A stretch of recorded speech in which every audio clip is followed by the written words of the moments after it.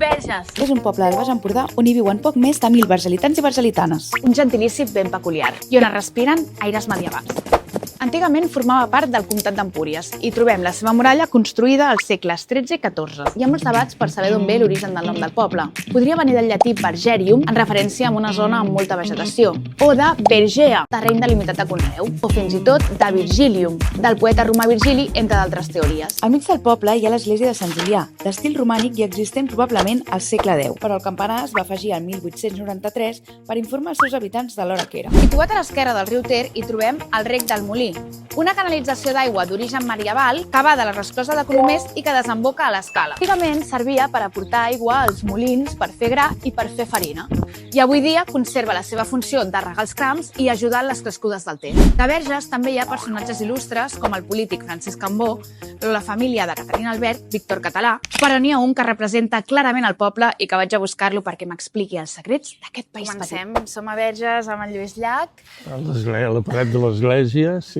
Què és per tu Verges? Amb una paraula, una frase? La gent que han donat més voltes que un moliner necessitem més que ningú sentir-nos d'algun lloc. I per mi ha sigut Verges. El meu lloc d'identitat. He viscut de veritat, 9 anys, quan era petit. A partir dels 9 anys em van portar en un internat, després a la universitat, després a Barcelona, a començar a cantar i donar voltes. El procedor de Verges té la importància de la dansa de l'amor, que és coneguda internacionalment. Danses de l'amor no n'hi ha. No hi ha una dansa de l'amor que s'hagi perpetuat en el temps i més s'ha fallat un any. I per tant no sabem tampoc quan comença. És única. A partir del 2009 sí, i de la dansa de l'amor, no? Director, sí. Calia renovar-la una mica i suposo que algú l'haurà de renovar d'aquí uns anys també el que van fer nosaltres i vaig tenir tota una colla d'amics que amb la col·laboració del poble, a més, varen canviar l'estètica, varen decidir baixar les llums, treure llums, posar torxes, per intentar dir a la gent era així, no? Clar. Us imagineu un món sense llum, sense saber perquè el sol sortia cada dia, que la terra era plana i no sé què. Durant una època s'ha dit que aquestes tradicions eren provincianes, no? Ens han dit tant que no som res, que necessitem dir, escolta, som alguna cosa i venim d'un lloc, i venim d'una història, i venim, etcètera. De cop i volta la gent reacciona, diu, escolta, però jo per què m'he de vergonyir de que el meu poble hi ha festa major i ens reunim tots? Clar. I a la processó de Verges, a més, sense gent jove no es podria fer. Se sent poble. A força de participar tots en un projecte comú. Que a l'Empordà reneguem molt bé. Una selecció de renecs que té substància. Després utilitzem la T al final, que això... Menjut, cantut. Coses que més m'agrada i que a mi m'ha marcat molt el caràcter és la sornegueria. És aquest humor mig anglès, mig negre, però que et permet sempre contestar. A vegades els humors sembla que fereixen, te deixen mal parat, però et deixa indefens.